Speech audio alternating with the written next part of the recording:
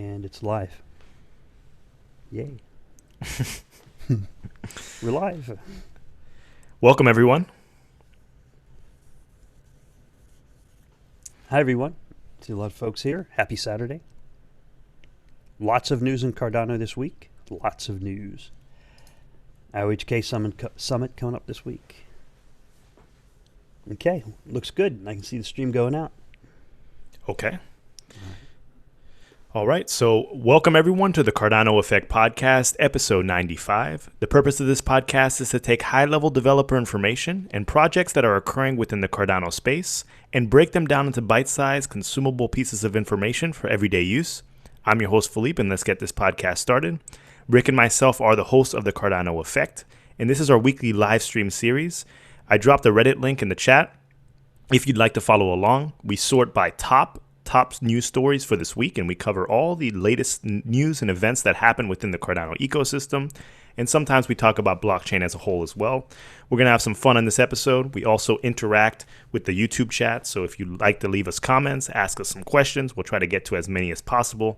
Please do not feel slighted if we don't get to your question. There are a lot of comments, and we try to get to anything that we can. So without further ado, none of what we say on this podcast is financial advice. Remember, you are your best financial advisor. And if you don't think you are, you need to find someone who's qualified to do so. Rick, how are you doing this Saturday morning? What's going on? What's happening? Hey, I'm doing great, Philippe. Thanks for asking. I hope you're doing well also. I'd like to give a shout out to the Cardano Foundation for sponsoring this podcast. Thank you very much, Cardano Foundation, for your support and best wishes with the summit coming up later this week with IOHK and Emergo. Main topic of our podcast today, along with some other latest news. And I would also like to remind any viewers new to this podcast that this podcast is available in audio only on all major streaming platforms. So just a reminder for that. All right, Philippe, so we're going to dig into the biggest news of the week. What do you think? The upcoming IOHK Summit with Emergo and the Cardano Foundation participating as well. What do you say? Yes. That is on the 2nd and 3rd of July. So I see a lot of people in the chat right now. If you're not registered for the Cardano Virtual Summit, you need to do so right now. It's not going to cost you anything. You can register for free.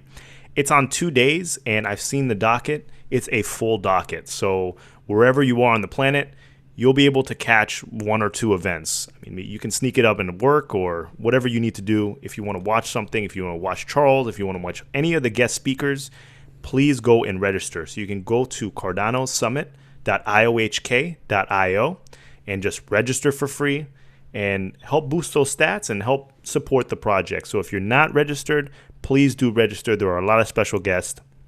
And I'm a little privy to what's going to be happening at the summit. And you're in for a lot of surprises. It's going to be a great summit, and they're really working hard to provide high quality content. So please go and register. I just dropped the link in chat, so you'll see it over there from the Cardano Effect account. That is the correct link to sign up and register, and I have the link up on my screen. We have some of the guest speakers who will be at this event. We have Vinton Cerf, who's Vice President and Chief Internet Evangelist, Google. Caitlin Long, co-founder, Wyoming Blockchain Coalition. Stephen Wolfram, founder and CEO of Wolfram Research, and the major, is it Mathematica or not Mathematica? What is the major software that he has? Oh, Wolfram Alpha? Yeah, Wolfram Alpha, yeah. Yes. And yeah, it's named after himself. And Charles Hoskinson will be speaking there. Aggelos Kiayas, Chief Scientist, IOHK, and a professor at University of Edinburgh. And John O'Connor will be there, one of our guests frequently on the podcast, along with Charles, and Caitlin and Aggelos Kiayas have been here as well. So John O'Connor, Director of African Operations, will be speaking, and there's probably a lot of others lined up. Yes. So the site has not updated, but there are other speakers that will be speaking, so you won't want to miss it. So just go ahead and register. You can register for free. Yeah, and I noticed there's also logos on the page for Cardano Foundation and Emergo, so it looks like they will be either supporting or attending in some way, shape, or form or capacity. I'm not sure what it is, but I think as the time approaches or the day of the event, we'll have a list of speakers and agenda coming out, and it will probably be broadcasted on the platform that they're using when you sign up. Make sure you use your email so you can get the link to the platform that will be hosting the virtual Summit. Brought to you by Input Output Hong Kong, Cardano Foundation, Emergo. And they got live streaming partners. They have media sponsors, lots of sponsors along with this event, including, there's just many there. You got to go check it out on the page. So, big stuff coming up. IOHK Summit. Also big news, we had the Emergo research. What do you think of that, Philippe? Emergo and Ergo research partnership. Yes.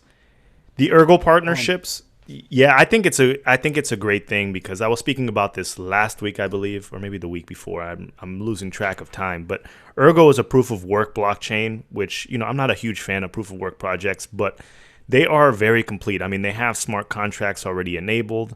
They have some sort of governance already enabled. They have some voting system as well. They have a lot of things going on with their blockchain. And Emergo working with Ergo, I think it's a good precedent, because I think a lot of the things that they're going to be able to experiment with or build on the Ergo platform will be translated to Cardano at some point when we're ready. So I think it's a great initiative by Emergo, and it goes to show you that Emergo is just not sitting around just waiting for things to happen. They're really taking the initiative and pushing the ball forward.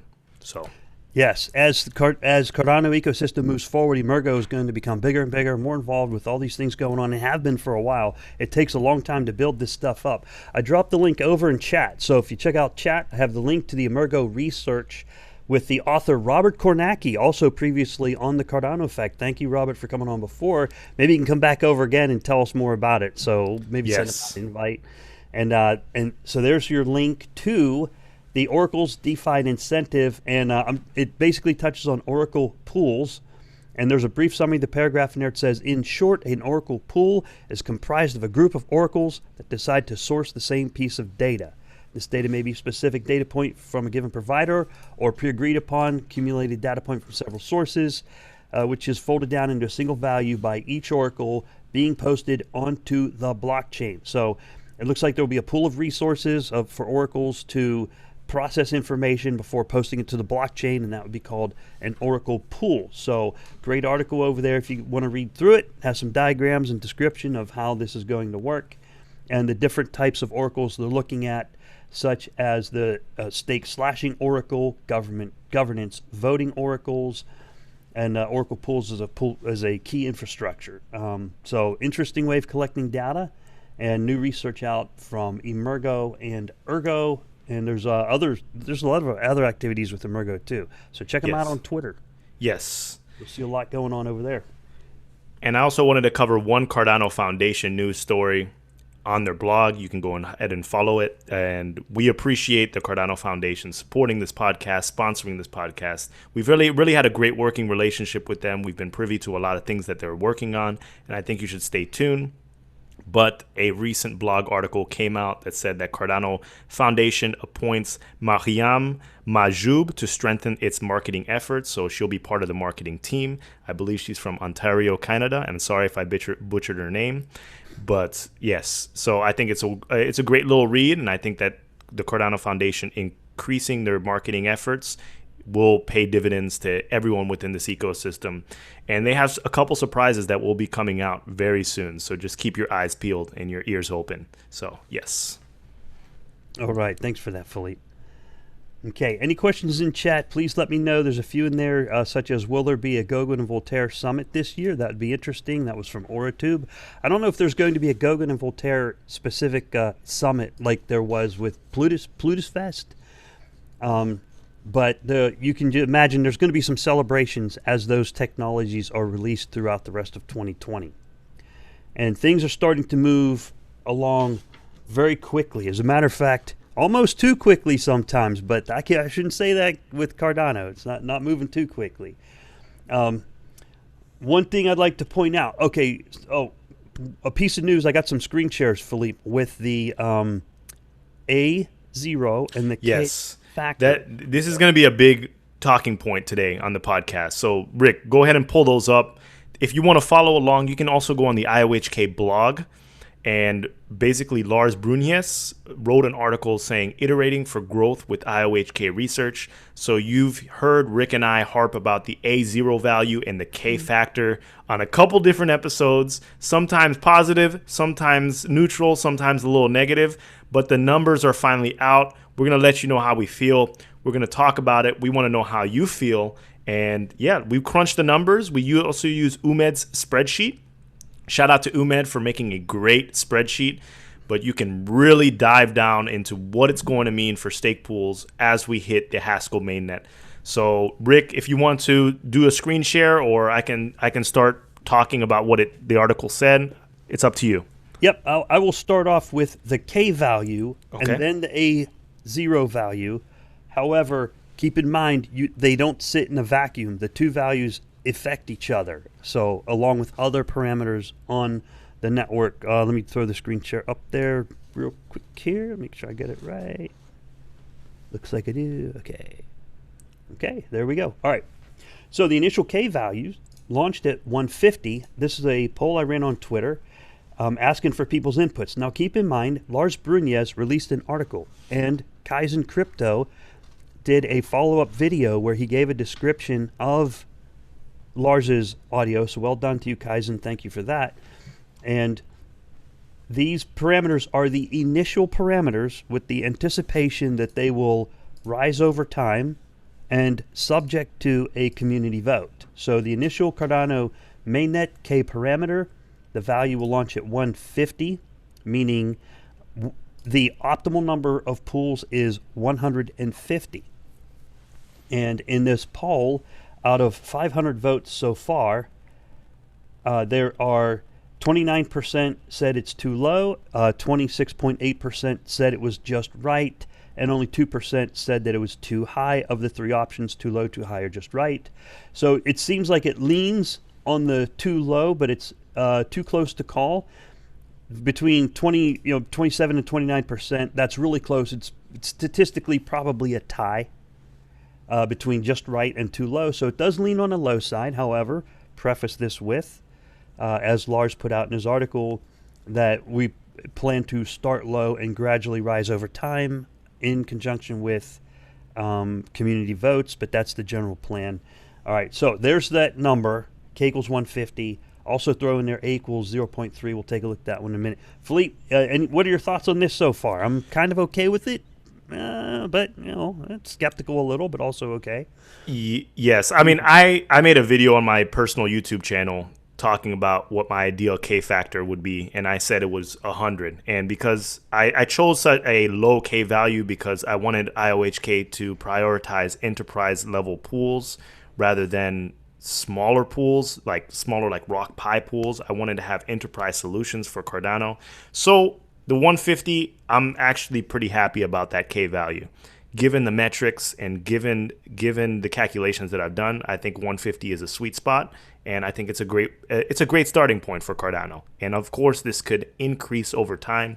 If you check in the article from Lars Brunjes, you can see that they're going to tier it. So it'll go from 150 and they'll add 25 to 175 all the way up to 250, and they can keep on going to infinity, depending on demand, depending on number of pools, depending on the number of people that are staking. So it's a very dynamic number, but Rick and I talked about setting the numbers a little bit low to start off with and then working your way up. So I'm okay with it. What about you, Rick? I'm okay with it. I'm still a little bit surprised that it was 150. My guesstimate was, as we talked through this, was about 150 to 400. And my thinking was, with K equals 100, we actually had 288 effective pools that were actually producing blocks, at least on a periodic basis. So a K equals, so if you wanted 1,000 pools and K equals 100 will create about 250 effective pools, then K equals 400 will get you 1,000 pools, although it's really cutting it close. I mean, it's really hard to be productive and generate optimal rewards, right? So based on this number at 150, sounds good to me. I'm good with the 150. I think that will get us up to 400 effective pools, although not optimal. Optimal is the key. This will cause the protocol to generate 150 optimal pools, right? But it will also at least afford the opportunity to up to, my guess is about 400 to 420 pools that can actually create a block, and it will at least hold them over until the K value begins to rise and the pools are have a better opportunity, to put it that way. So Yes. not bad at all. And someone asked in the question in the chat, Martin said, amount of stake pools max 150. No, that's not true. The 150 is the ideal parameter for the total number of pools within Cardano. So those 150 are going to stand a tier above the other pools. But anyone can run a pool. It's very analogous if you are familiar with sports, like think about basketball.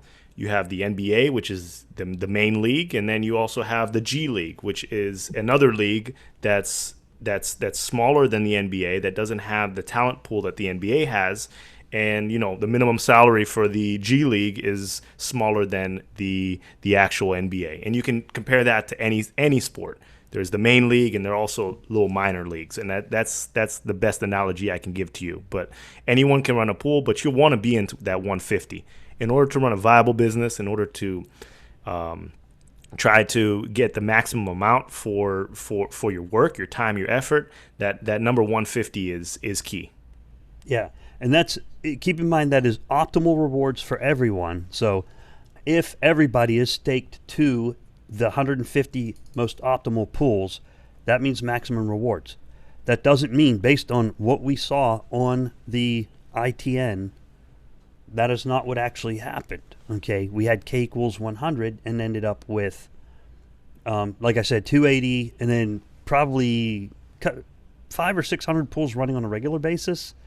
But it's really hard to measure that, so it's hard to say. I'm going to stop that screen share right there. I'm going to pop up the other one, the A0 parameter.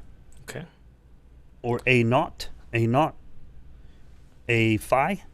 Different ways of saying the same thing. Yes. Uh-oh, I lost track of it. One moment, sir. One moment. And no worries. On the screen.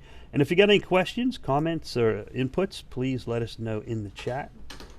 And help each other out there and talk through it. See what you think. And here's our next one, A0, A0. And Mr. Mont asks, how do you know if your pool will get chosen, though? People have spent their hours, earn money building new computers solely for running staking pools. How do they know if they're going to be chosen in the future? Well, this is going to deal with the A0 value as well. There's a factor called the owner's pledge, and that stake pool operator's pledge is going to be one of the factors in determining the viability of your pool and whether or not you're going to be within that list. And the more pledge you have, ultimately you're going to be a little bit more lucrative to the investor. I mean, we can debate as to how much more lucrative you're going to be, but the more if you pledge a lot, chances are you'll probably be in that top 150.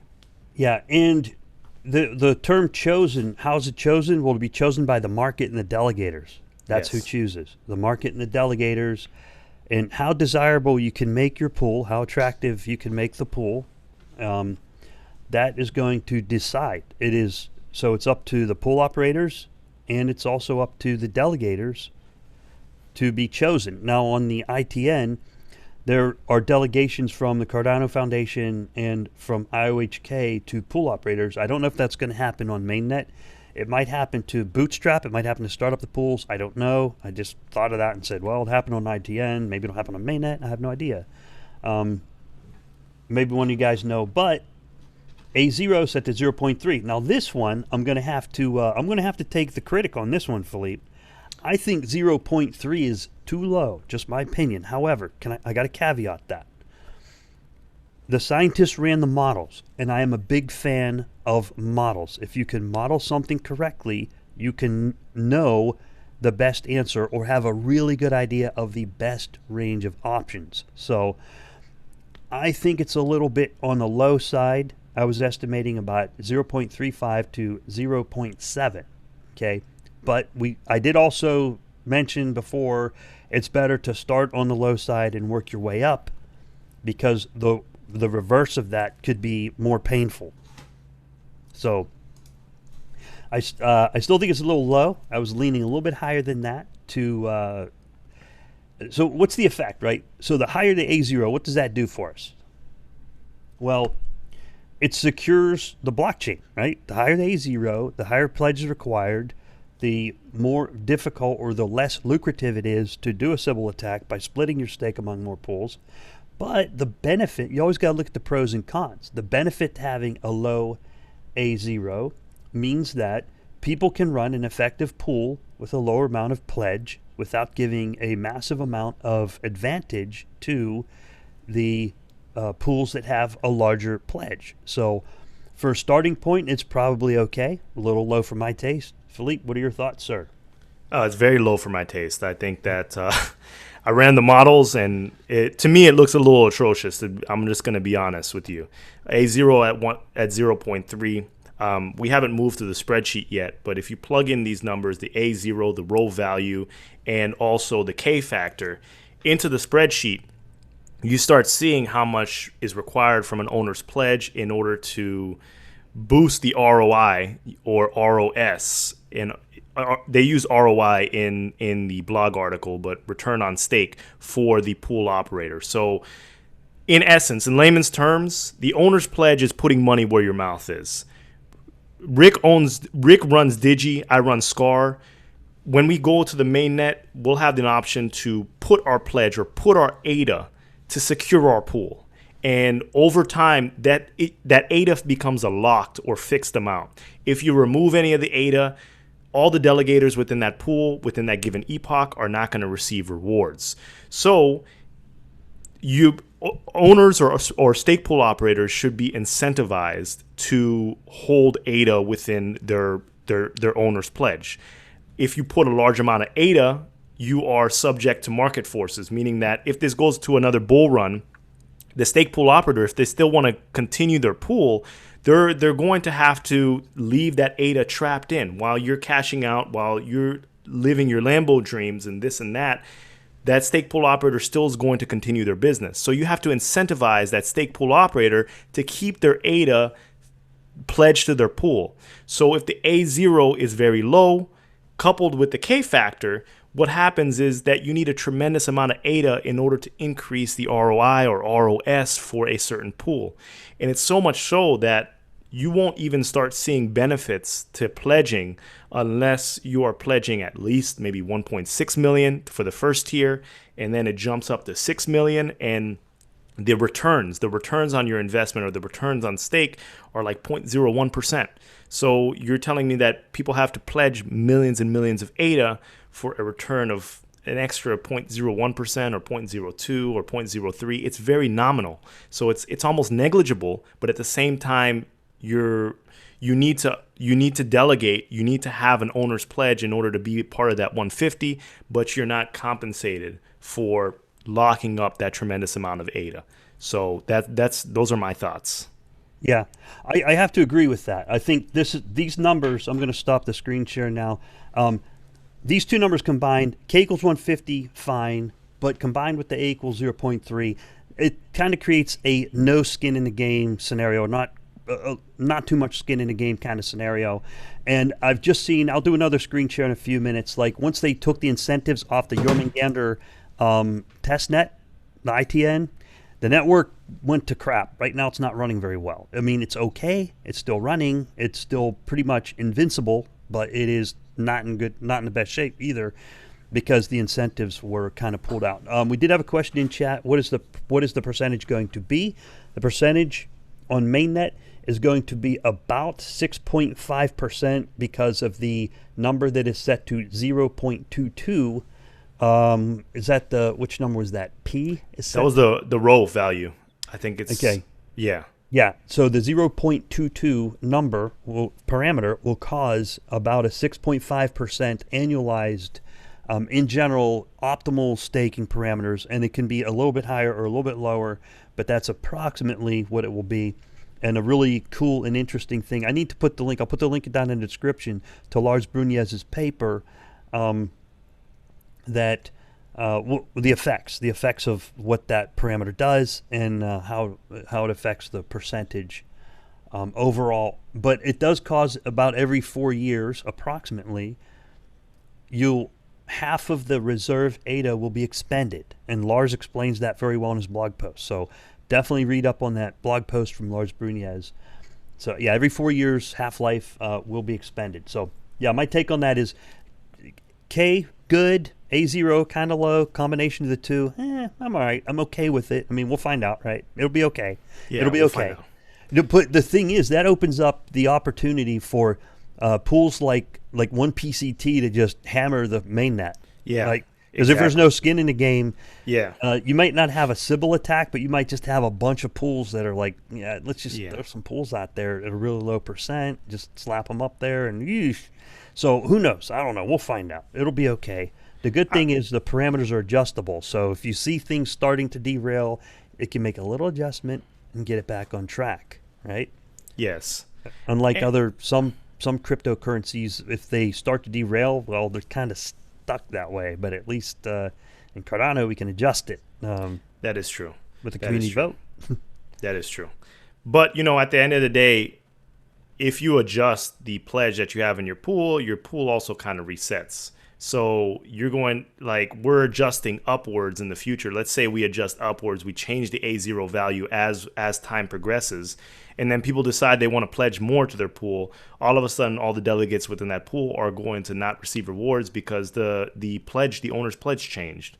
As soon as it changes, it kind of messes things up. So I think it was better. I think it would have been better to get some more accurate numbers at the beginning, and ultimately, everyone here is worried about, or not everyone here, but I'm not going to generalize, but long-term viability of Cardano, what the price is going to be later on, whether this is going to be a suitable investment, whether you can live off your staking rewards, whether you can generate some sort of income with your return on stake. The more owner's pledge that we have locked up, the smaller supply that we have of ADA, and that's going to provide some kind of upwards pressure on the price, and ultimately going to make staking a more sustainable business or sustainable form of income in the future. That's what I'm concerned about.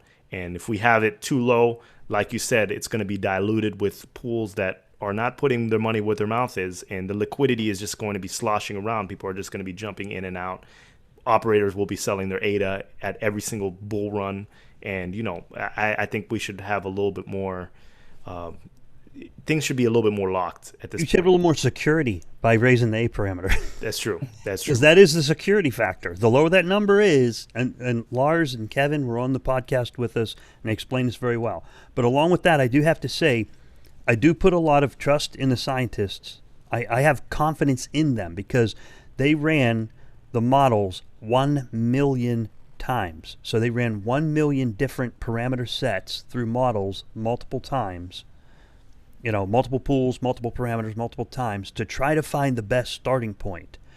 And I am a big fan of running computer models because if done correctly, they are a very effective tool. So although I'm good with the K parameter and kind of on the fence about the A0 parameter, I do trust the scientists, so that does give me a warm fuzzy because they ran the models and because the people who are doing it are the premier experts in the field. So I'm going to trust them. I'm going to go ahead and walk on the ice, and I don't think it's going to break. And if it starts to creak or crack a little, we can make adjustments and get it sorted out. What do you think, Philippe? You good with that?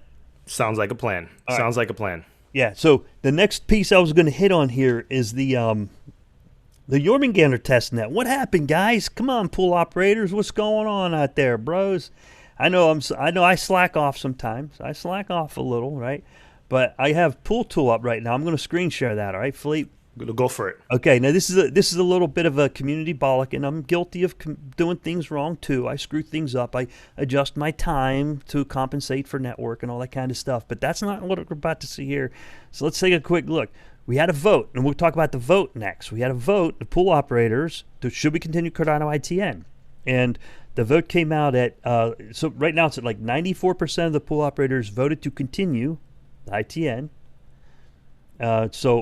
But what happened? Let me show you something real quick. I'm going to go over here to a pool tool. Whoops. Make sure I get the right one. There we go. Okay. All right. Now here's Cardano pool tool, and I'm over on health. Now look at the health over here. 84.1% network synchronization. about right before the end of the ITN, this hung out around 96%. It often touched 97.5%. Can you see that on my screen okay, Philippe? Yes. You can't tell. All right. So 95, 96% kind of chilling, sometimes hitting 97.5%. Now it's down to 84.1%. And then these two numbers here, 212, 252 reporting in the last hour. I clearly recall seeing this number somewhere around 268 out of 282 reporting pools. Okay, now this isn't all the pools. This is just the pools who are reporting block height. So this number has dropped on the left from about 268 a few weeks ago. Again, I'm going from memory, so don't blast me if I'm wrong, but this is pretty accurate.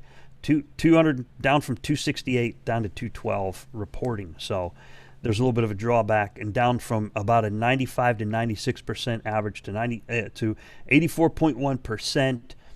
You can see a little bit of separation in block height here, just a little bit. The scattering's a little bit more drifting in this height report. And then look at this, the forkers. Come on, forkers. What the fork? Look at all these pools forking. Maybe they're testing the network, like the cat's away, the mice will play. I'm going to stop that screen share. All right, so cat's away, mice will play. Maybe they're having a little fun. Maybe they're testing stuff. Okay, but if you test things, please report the results and let us know in the Cardano Stake Pool Shelley Best Practice channel exactly what it is you're testing and why and what the results are. At least give us some idea of what you're doing, so that I'm not looking at this thing going, what the heck? So anyway, all right. But the pool operators did vote to continue the ITN, the Jormungandr Rust ITN. All right. It looks like that vote's winning. It wraps up, I think, in the next day. And now that was a pool operator vote, because to keep the pools on, you got to be operating a pool, right? So that's who gets the vote. All right. Now, the next vote, which has begun, it has begun. Like Shang Tsung, it has begun. The next vote has begun, which is, do we use the original snapshot or do we take a new snapshot? I hope I got that right. If I got that wrong, please let me know in chat. But that is the general concept, as I understand it, is use the original snapshot from November 29th or take a new snapshot as the Cardano ITN continues. Looks like it's going to win. Okay. All ADA holders can vote. In order to vote, you have to download a link. You have to download an app. Okay. I am going to drop the link in chat. However, I don't recommend using it. So here's the link. 1, 2, 3, bang. There's the link. I don't recommend using it. I'm going to show you why. I've had a few folks I've talked to in Telegram have said they downloaded it. At first they got errors. So version 1.0.0 came out. All right. Now here's the problem. It was a rush job. Okay. This whole thing with the Cardano ITN was reckless. It was not extending. It was not done well. Poorly executed. I just got to say that's just a fact. That's just how it is. That's my assessment. My honest assessment is it was done recklessly, and the reason being is because it was a snap decision at the last minute by several people, and off it goes. Hey, should we extend it? Okay, we knew it was going to end around June 15th or 16th. We knew that months ago. We've talked about it on this podcast. Yeah. We did. Yes. We knew it was going to come to an end. Yes. And then all of a sudden it's like, oh my gosh, it's coming to an end. Let's hurry up and do a vote. And then this code gets thrown out there, and that link right there, good luck. I don't recommend using it, but there it is. If you want to vote, there's your link. And I'll show you why I'm going to pull up on my screen. How did I exit? Okay, so first of all, you got to download that tar.gz file, and then you have to execute it from the command line. Now, when I installed that software, now it is written by IOHK. Make sure you use the 1.0.1 if you do use it, which I don't suggest. So let me screen share that. So I just launched it. It's called Jorvote. It's called Jorvote. So I'm going to share my screen. There's Jorvote. And when you launch it, here's how it looks. And there it is. Pretty low budge looking. Pretty not very Daedalus looking. Now, if this was Daedalus or Yoroi, I would be okay. I'd be like, yeah, that's cool. That's cool. All right. But it doesn't look anything like it or your data list. This is an attack vector. If someone wanted to dupe you for your money, and I'll show you why. Okay, so you install it and it says, welcome, the incentivized testnet, et cetera, et cetera. Pretty plain. Yeah, there's no period after progress. Yeah, I mean, this is... Okay. Yeah, sorry. Yeah, continue. It's a little bit rookie. All right. Then you hit next, and watch what happens when you hit next. Retrieve your stake key. Use your account mnemonics or your stake private key, and you put in your 15 words. Okay, that goes against everything I've ever been taught in crypto. I'm sorry, bro. I'm not going to do it. No. I'm sorry, man. All right, Yeah. I stopped the screen share. I had enough of that. I'm closing that. I'm going to delete that thing. Yeah. I'm going to delete it. Yeah, no. I'm sorry. I got to call it like it is. I got to call it like it is, bro. Yeah, no, I don't recommend that. I don't recommend it. I don't recommend it. Thank you, folks in Telegram. You know who you are. For they alerted me and said, hey, I installed this and it's got issues. And it wants to put in my 15-word phrase. And I'm like, what the hell? Yeah. People, voting is going to come eventually, and I think that we should maybe wait for more things in Daedalus or Yodoi in order to vote. Other than that, I mean, of course, no one's telling you not to do it. You can go ahead and do it, but it's an attack vector, like Rick said, and we're not accusing anyone of doing anything malicious. They're not accusing, but you never know. You put some link on GitHub, and someone just needs to change one letter, one character, one something, and you put in your 15-word. Now, I know it's testnet ADA. It's on the ITN. It's rewards ADA.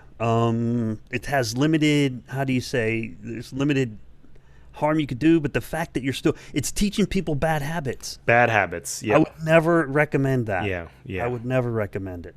Yeah. Never. Sorry. Yeah. But of course, the choice is yours. But if you've been in crypto for long enough, just sit it out. You'll be able to vote eventually. It's gonna come. Maybe not this round. Yeah, and what's funny is the vote will be held by people who currently hold ADA based on the current snapshot, or the ones who are going to be voting. Yes. So, the original snapshot's probably going to win anyway. Yes. Because those are the people that are voting. Yes. The new people aren't voting because they don't have any ADA on the testnet. Yeah. Okay. Yeah. So there are a couple issues there. It was an interesting experiment, poorly executed. Yeah. All right, so enough on that. I think we made our point. I think we did make our point. So I was surprised to see that. Yeah, no, definitely. I do got to thank Nicholas for alerting people on Twitter, hey, this is what we had to do, this is how we did it, and he had to put the code together in a very short period of time. But that, of course, not following formal methods or whatever. Yeah. Apparently, maybe. If it was in Daedalus, I'd be okay. If it was in Yoroi, I'd be okay. Yeah. I'd be okay. Yeah. But not that. No. Ain't nobody got time for that. No. So if your bank that you bank at gave you that prompt, gave you that screen, told you to enter your username and password and your routing number and account number, I don't know. Get that out of here. Yeah. I'll wait until Monday until I can call customer service, Yeah. So it's better to delay the vote or just make an executive decision than to mess around with that. All right. So anyway, we'll leave that one go. I'm going to hop off of that soapbox. Okay. Let's see. What else do we have in the news? I'm not looking at it. How are we doing on that? Oh, we're doing fine. I don't know if you wanted to talk about what we talked about last night or yesterday about value within the Cardano ecosystem and the value of ADA, and maybe talk about people's strategy of, like, during the ITN, people going towards the lowest percentage pools as far as the stake pool operator fees, and why that may not make sense long term, and whether or not this is a cryptocurrency that is valued by its scarcity, or whether it's valued by its actual value and utility. I don't know if you wanted to have a conversation about that. We can jump to that another time if you would like. Well, yeah, if you want to introduce it, go for it, man. I'll follow along. Okay. I'm gonna ask Chess questions in chat. Project Liberation said in chat, okay, fellas, we got to move on. Phew, okay. We're moving on. Project Liberation. We take your feedback. Understood. All right. Okay. So what do you got, Philippe? What do you got? Yeah, so yesterday Rick and I were talking, and we were talking about the A0 value and the K factor, and we were talking about basically what we were talking about before, about how we can maximize the owner's pledge and lock as much ADA as possible, and ultimately, create some sort of pressure on the price. And moving forward, like we compare Cardano, if you compare Cardano to Bitcoin, there's this whole idea when people were, I'm getting ahead of myself, but when people started the ITN, delegating to certain pools, you often look at certain pools. You look at DIGI, you look at SCAR, and you maybe look at 1% pool, and you're like, oh, I'm going to delegate it to the pool that has the least amount of operating fees, and going to do the thing that makes most fiscally sense, that proves the greatest fiscal sense for my portfolio. So ultimately maximizes my rewards. It's not necessarily true. It also depends on how the pool is running, the blocks that it's producing. But we need to look as a community as value in cryptocurrency or value within ADA. Are we going towards the scarcity mindset, or are we going towards value and utility? And what do I mean by that? Scarcity is this idea that you're going to try to get every single ADA added to your portfolio because in the long term, you think that ADA is going to hit some kind of moon value. It's going to be valuable like Bitcoin. So every single ADA matters at this point. Every single ADA. If I miss out 1 or 2 ADA, it's going to devastate me in the future. And that, I think, elicits some bad investing for Cardano long term, because instead of spending ADA, instead of living within the ecosystem and creating this liquid environment, you're hoarding it. You're hoarding it in the sense that you're going to try to maximize everything at every single possible crevice in order to maximize your portfolio. And I don't think this creates a long-term sustainable price.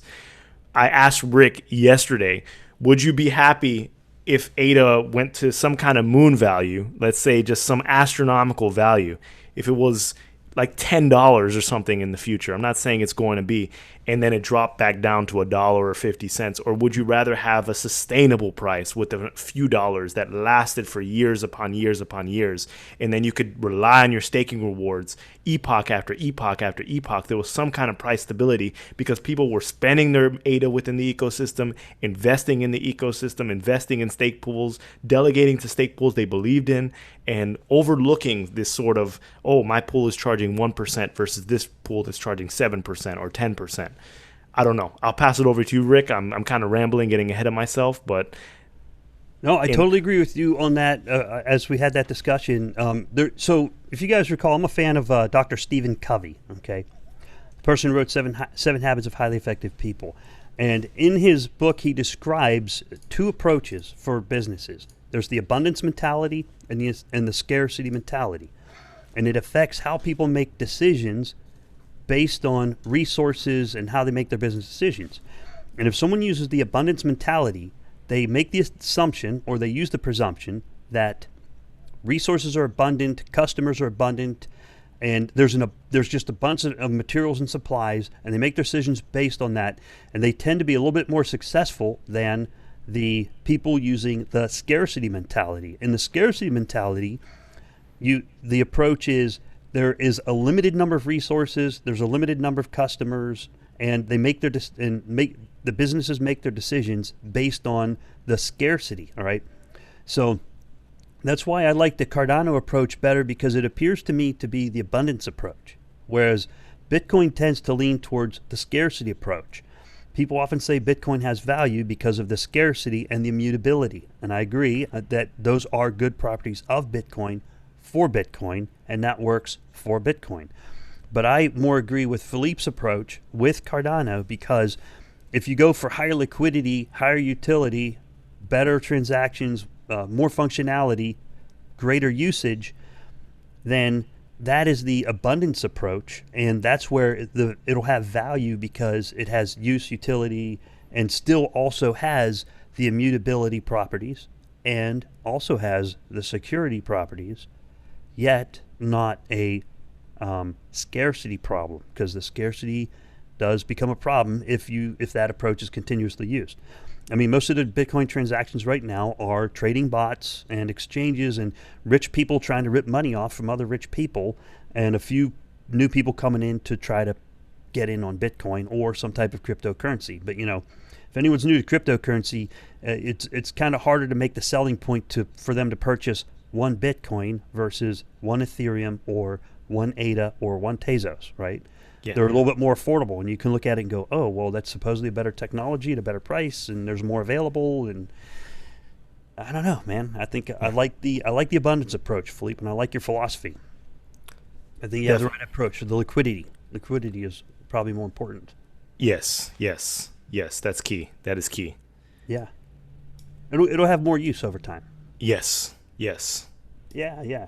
All right, any questions in chat, please let us know. Metroplex says, surely 150 pools is not enough. No, it's 150 pools is still highly decentralized, because remember, it's 150 pools, right? Not 150 miners. Currently, there are 20,000 ADA wallets. 20,000 on the ITN. That's 20,000 miners. When you stake your ADA, when you do proof of stake, you are doing the exact same work as mining at no extra cost. And that is the beauty of it. You don't have to buy a several $1,000 ASIC that might earn you 0.001 Bitcoin a month while you burn all your electricity. You simply get the ADA, for example, not financial advice, and then you stake it. It performs the same function as mining, and you're a miner. So that's 20,000 miners. You're everyone out there staking, anyone watching this podcast, if you're holding ADA and you stake it, you are a miner. That's the equivalent of that GPU miner. I see it. I did proof of work mining. It has a certain return. I've also done ADA staking from wallets that were stake-only wallets, and I see the return. The return on that stake-only wallet is the same effect as running a GPU miner that heats up the house. Same effect. Yes. It secures the blockchain, and it gives you a reward for doing it. So, and then the pool is like Mike.rs. That's a cool pool. That's a good proof of work pool, right? But there's only a few of them. I mean, there's some of them. But there's a lot less than 150, right? Yes, that's correct. Yeah. Okay. So and anyone can get involved. You can have 100 ADA, or you can have 10 ADA, you can have 1 ADA, and you can stake. Yeah. And we have 20,000 miners on the ITN. 20,000 miners. Yes. And 150 pools. Well, 288 effective pools and 1,000 pools registered. Yeah. That's the pools, not the miners. Yeah. It's important. Yeah. All right. I know a lot of people do know that, but I just like to reiterate, sometimes you just want to revisit. Oh, you know what, Philippe? That kind of reminds me. Can I go off on a little bit of a derailment for just a moment? Yeah, go for it. That kind of reminded me. I had a conversation with my daughter several weeks ago, and she said, "Yeah, I've watched your podcast, and I don't understand what you're saying." Now, you've heard me say that a while ago, and I've also heard it said again. And go, "Yeah, okay, great podcast." Don't know what you're talking about. Then I had a conversation with my nephew last night, and my wife's up visiting her sister, and she was talking with the nephew, and they gave me a call, and we were talking on the phone. And he said, "So how does this cryptocurrency thing work? I've looked at your channel, Uncle, and I don't understand what you're talking about." And I'm like, gosh, now this is a bright young adult. Okay, this is not a young person. It is a very intelligent young adult. And he's like, yeah, I've tried watching the Cardano effect. And I was like, I don't know what you guys are talking about. And I'm like, wow, we need to get back to basics. Not the Cardano effect per se, but we do need to touch on that. And I need that reminder once in a while, because I understand it well. Allegedly. Theoretically, I understand it well. At least I can fake it, right? But then the other people watch it, and they're like, what is that? What are they talking about? It's like me watching a nuclear fusion video. It might be interesting, but I don't know what they're talking about. That's a good example, Rick. And I think that as we release more and more products, when Shelley hits mainnet, once we get smart contracts, once we get added to Coinbase in the future, I think things are going to be a little bit easier to explain to people. The ITN, it's very confusing if you're not part of cryptocurrency or Cardano in general. It was a niche group of stake pool operators that were here at the end of November for the snapshot, and were able to delegate to pools. But how many people will understand that? We need some functionality. We need some user experience. You bring up a great example. I mean, the vote done on that command prompt, that's not the way to bring in people. But having a clean vote on dataless, then you can explain it to someone and it looks aesthetically pleasing, and they know I can click yes or I can click no. I can delegate to this pool, I can delegate to another pool. The user experience is going to dictate how well this is received. Yes. And so unfortunately in Cardano, the folks in leadership positions in Cardano have said that the simplicity is the key. We need to make it as easy to use as possible, as easy as using a credit card at a convenience store. And that's it right there. That is that's the secret sauce. When you don't have to take out this ledger and you put in all these words with two little buttons that you're clicking on and all that kind of stuff, although I really like ledger, okay. Yeah. But you know, that is difficult. But when you can take it out like a credit card and you can swipe it or put the chip in a chip reader, preferably the chip. Yeah. Then you're winning. Then you're starting to win the game, but not until then. The complexity right now is good for folks like us. Yeah. But we'll get there. We will get there. In the transactions, I've heard people compare it to smartphones. Like Yoroi Mobile is almost there, man. Oh, it's so close. Like I use Face ID to authenticate into my Yoroi Mobile. Yeah. Just like I use for any other app, for many other apps. Yeah. It's like that close, man. It's almost there. So we're getting there, but we do need to make it simpler. What I would like to do is throw a challenge out there. There are a lot of Bitcoin basics videos out there on YouTube. There are Cardano for beginner videos out there on YouTube. They are a little bit old, 2 years old. So if anybody would like to make a Cardano for beginners video on YouTube, and you have a new YouTube channel, feel free to let me know. Hit me up either on my own Twitter or on the Cardano Effect Twitter, but you're better off on my own Twitter. And I will retweet that from the big account, the Cardano Effect account. And I'll tweet your video out. Cardano for beginners, Cardano basics, whatever you guys want to do. Make us a video and we'll get that out on the street so that if people do come across it, then it will be beneficial. It'll be helpful. So yes, you want to do that. Okay. So we do have some good videos out there, but they're a little bit dated. Although they're still correct and they're still good. But fresh content is always a winner on YouTube. And, no matter what you think about Coinbase has really made cryptocurrency visible in a way that not a lot of other sites have. I mean, Coinbase could take a lot of fees, this and that, but the experience is aesthetically pleasing. And I think they make it very easy to onboard users, and they display it as an investment platform, which we're going to have to display our information as an investment as well in the future. But things like Coinbase are something to aspire to. We can change things up, but the way they display information and provide people an understanding of what cryptocurrency is, I think it's very novel, and I think they really push the space forward. Yes, absolutely. And you know what? Hey, Philippe, when Coinbase? When Coinbase. It's coming. It's coming. I can feel it. I can feel it. I have no knowledge. I have no inside intel, but I got a warm fuzzy. And that's what I go with. I got the warm fuzzy feeling. Coinbase is coming soon. I agree with you. Financial advice. I agree with you. Yeah, there's a subject we can hit on in a later podcast, but just be alert. Companies like Coinbase, they're U.S. based, I believe, if I'm not mistaken. Yes. Okay. Now, there's 3 senators who are launching this bill to give government, U.S. senators, so 3 U.S. senators, Tom Cotton, Lindsey Graham, and one other person, to force manufacturers who are operating in the United States to provide government backdoors into cryptographic technologies. Oh boy. Okay. And companies like Coinbase, I got to think about that for a minute. So wait, Coinbase better be lobbying to shut that bill down. It's just a proposal. It's a proposed bill. Doesn't mean it's going to pass. Hopefully it'll die on the vine with enough pushback, and maybe we'll get people like Jonathan Dunsmore, but that's not really what he does, kind of, but not really. But yeah, these senators introducing a bill for government backdoors, what world do they live in? What? Yeah. Obviously they're not paying attention. Yeah. Now I know I'm in the crypto world a little bit, but nobody, if you say, oh, we want government backdoors into your cryptography in the name of enforcing the law, we ain't buying it. We already fell for that BS with the whole Patriot Act BS.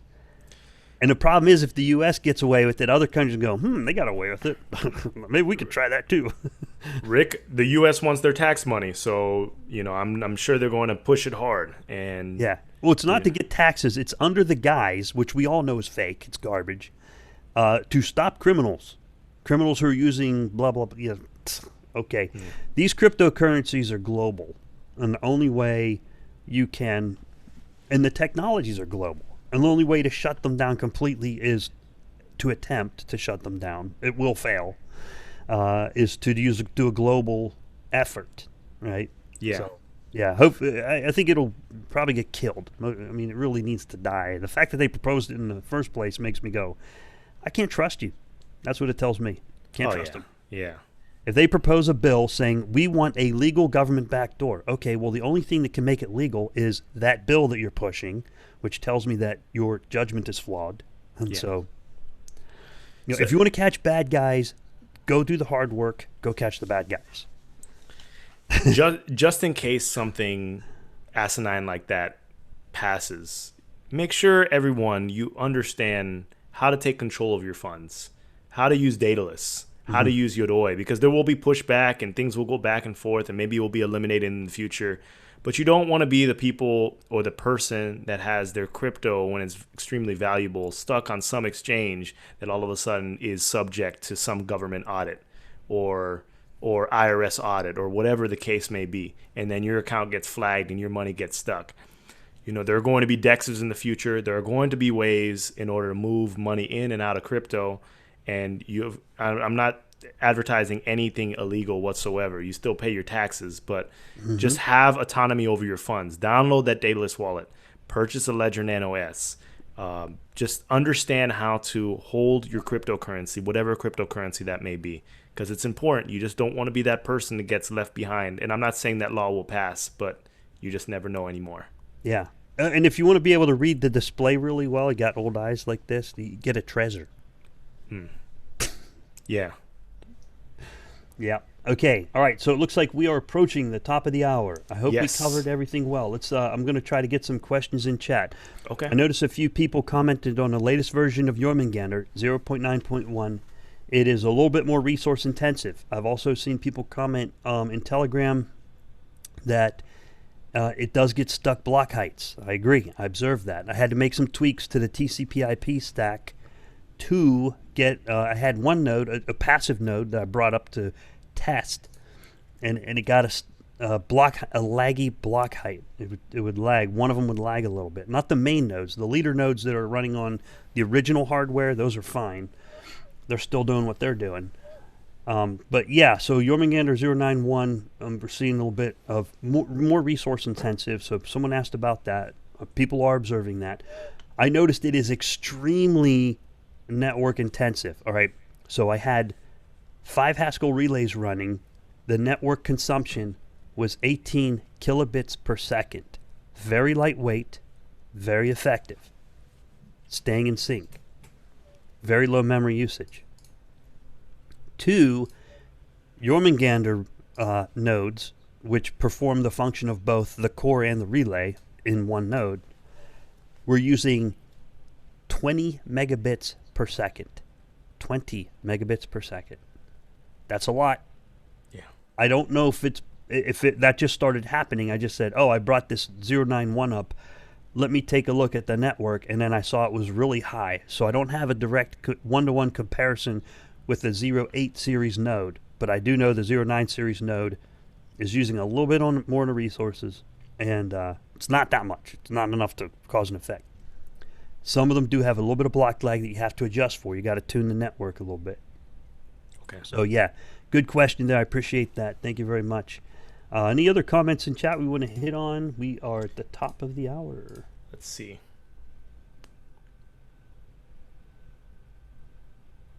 There we are. So we're at hour and one minute. Okay, all right.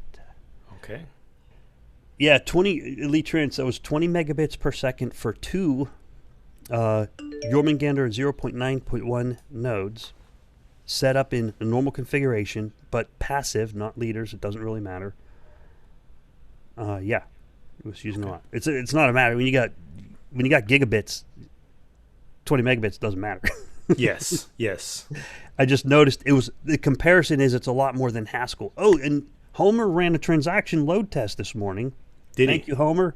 Yeah, nice work, bro. Nice work. It's a little bit harder to do, so he had to make a lot of addresses, and I don't know how many computers he has to run to do it.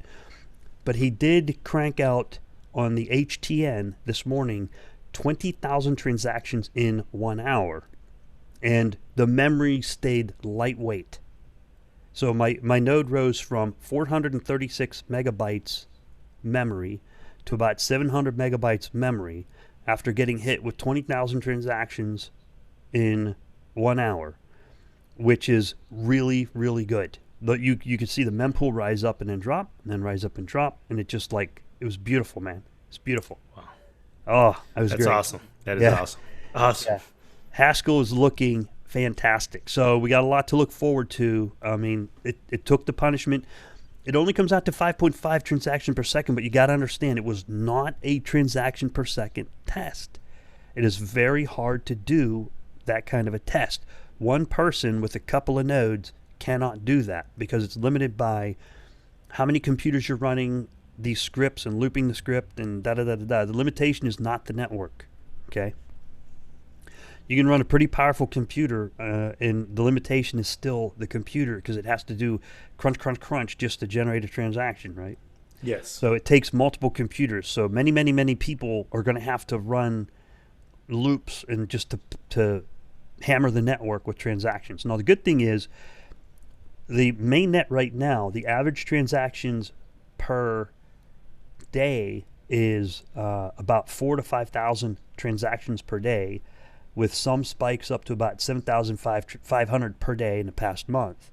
So the Haskell node far exceeds the current need for mainnet, because that was 20,000 transactions in an hour. So if you multiply that by 24 hours, you're looking at well over 400,000 transactions per day load test is what that's equivalent to. Yeah. Yeah. So great test. It's a great test. All right. That's it. That's the top of the hour. All right. Sounds good. Sounds good. So thank you, everyone, for joining us, whether it's morning, afternoon, or evening. We appreciate you. We're over 7,000 subscribers, which we really appreciate. Please remember to like, comment, and subscribe to this video. Share it if you can. This journey has been extremely fun. We're at episode 95 now. We're just cranking them out, and we couldn't have done it without every one of you.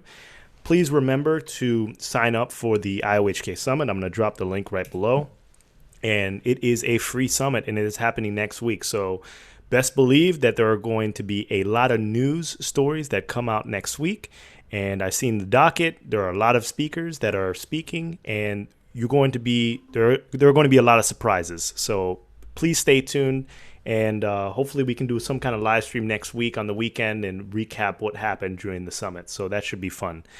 Everyone, have a wonderful weekend. This is Saturday today. Yes. Have a wonderful weekend. Enjoy. Spend some time with some friends and family. Stay safe. And until the next episode of The Cardano Effect. Bye, everyone. Bye-bye. And enjoy the summit. Yes.